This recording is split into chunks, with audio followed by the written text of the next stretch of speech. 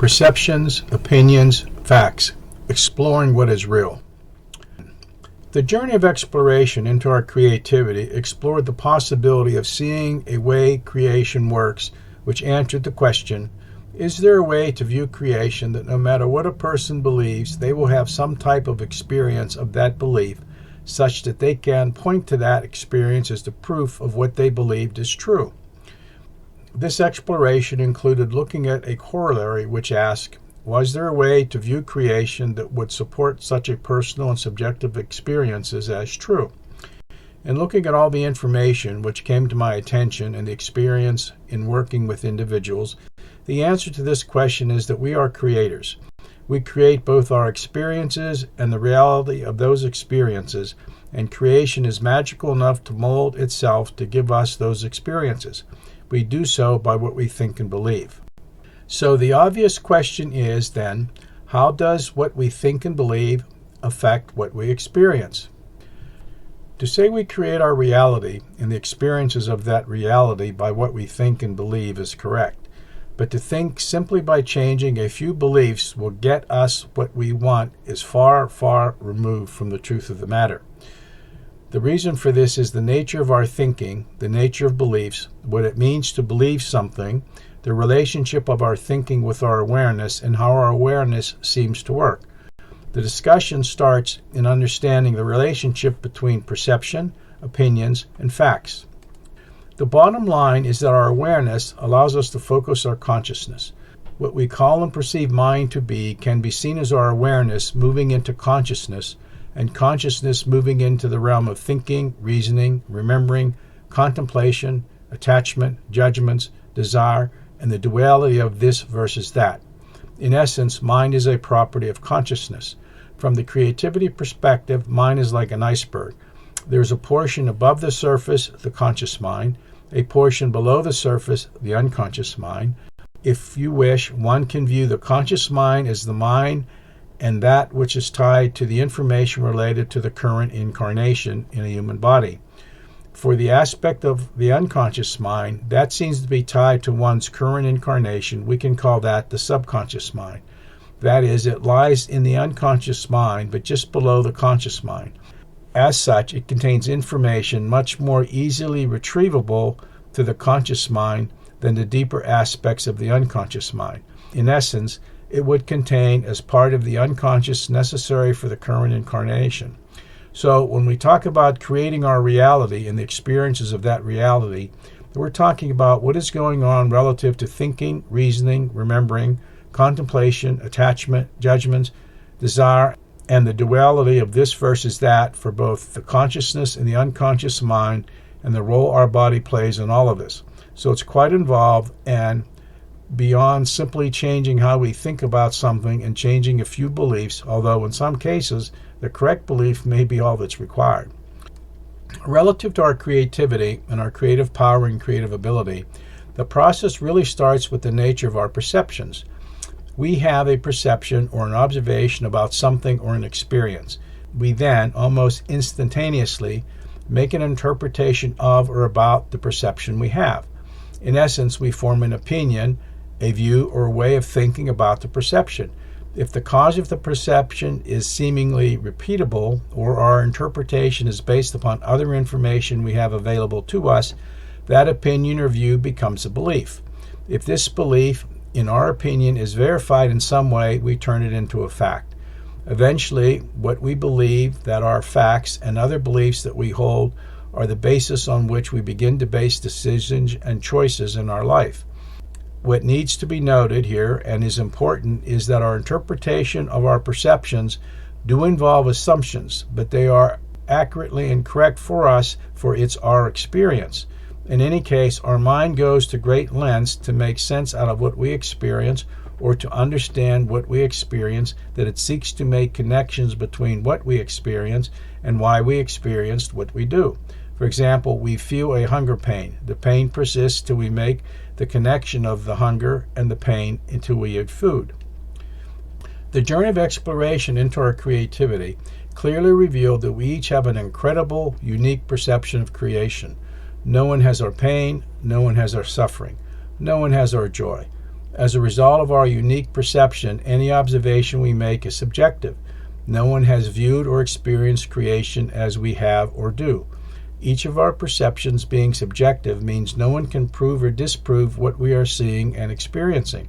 Our perceptions and our observations are our perceptions and our observations. This is true for all of us and for each and every one of us for each and every experience we have. The issue we face is that we interpret any experience we have based upon our previous experiences and the beliefs we hold and how we think about what is experienced and perceived. Now, two things result from this. The first thing is external to us. We have an experience of the external world. As said above, we form an opinion or interpretation of the experience we have based on our experiences and what we think and believe.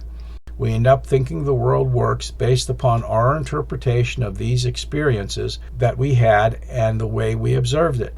Although our perception cannot be disputed, our interpretations may not be correct. If we can reproduce our experience and make the same observation, we make it a belief. Since it is now a belief to us, we believe it is true and correct. Since we believe it as true and correct, we eventually make it a fact.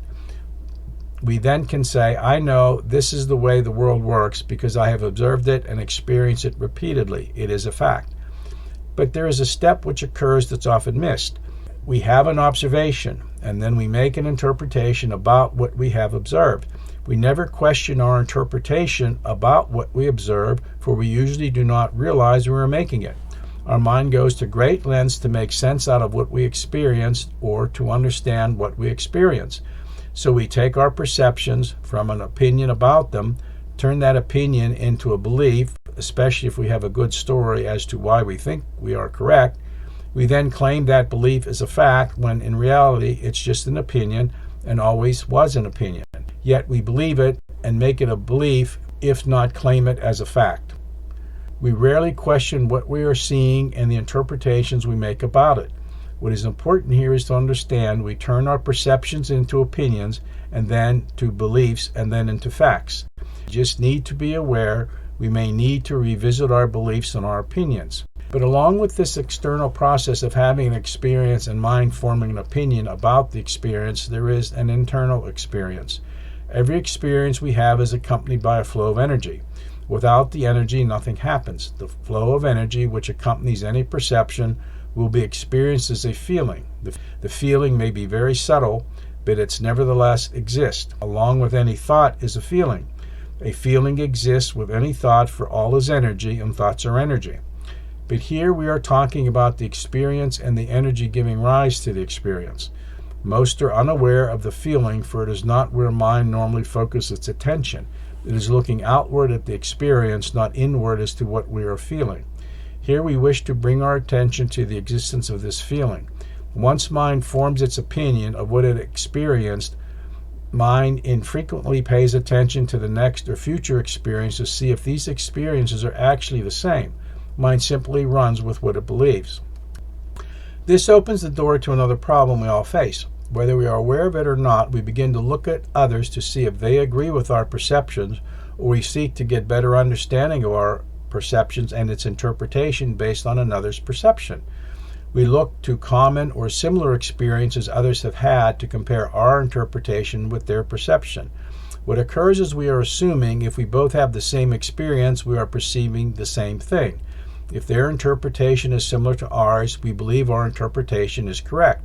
Or if their interpretation appears to be somewhat better or more effective or more encompassing than ours, we adopt their interpretation. It is only their opinion as true, but we make their opinion our belief. This occurs more than most realize. Much of our lives is run on other people's opinions or their beliefs. As long as what they believe is effective in our life, we never question the basis of their interpretation. Often they are just passing on the beliefs of others that they have adopted by them and pass them on to us. Now, what is interesting is there are facts in the world. That is, there are phenomena and experiences that are common to whomever experiences the phenomena or experience which all can agree upon. But the interpretation one gives the phenomena may not be correct or something on which we can all agree. For example, gravity works the same everywhere. It does not matter as to the location or what the individual believes. An object will fall or be pulled to the center or mass of the two objects. An apple falls to the ground, and we can all agree upon that. But I can say the earth falls to the apple, but most would not agree with or believe that interpretation, yet it is true. Similarly, does the sun rise or set? It appears and can be observed by all, but the interpretation of what happens may be different. The sun rising and setting is untrue. Rather, the earth rotates. We can say the explanation of the apple falling and the sun rising and setting is just an opinion and not necessarily correct based upon the physics of the situation. What needs to be understood here are two things. One is our mind takes any perceptions and its interpretation made by us or anyone. It is only an opinion based upon the beliefs and experiences of the observer and may not be true. When mind accepts the observation and turns it into a belief that mind holds, that belief becomes embedded within one's being and then becomes one of the collection of beliefs that determine both our actions and our future beliefs. Mind will draw logical conclusions based on the belief regardless of whether it is correct or not. Even when there is evidence to suggest the belief is wrong, mind will continue to base decisions on that belief until it is removed or changed. Unfortunately, sometimes the erroneous belief gets embedded in a habit of the body and continues even when mind knows it may not be served by the habit and there are erroneous beliefs created it. The question is, what beliefs serve us? How do we know what we believe, and are they facts or opinions or perceptions of another that can be flushed out as necessary, or what does not serve? The second thing is everything created by a human started as a single subjective perception in the mind of a single individual. Another, for whatever reason, borrowed or adopted that interpretation by that single individual and ran with it. The implications of this are quite profound. The question is, what serves you and your unique unfoldment, and are you willing to let go of what does not serve you and your uniqueness?